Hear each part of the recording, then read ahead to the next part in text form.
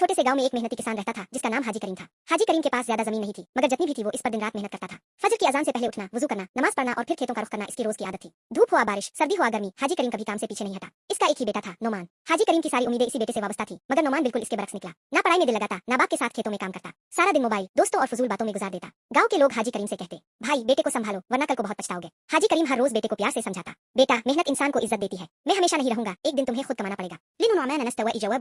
अब्बा इतनी मेहनत करने की क्या जरूरत है, किस्मत में होगा तो सब खुद मिल जाएगा। वक्त ज़रता। एक साल गांव में शदीद खुश्क साली आ गई। बारिश न होने की वजह से फसलें आज ही रह गईं। इसी दौरान हाजिर शदीद बीमार हुआ।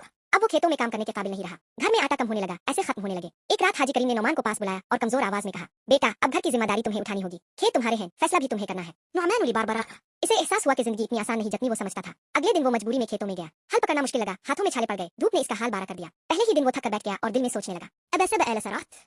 लेकिन घर की हालत देखकर वो अगले दिन फिर खेतों में गया।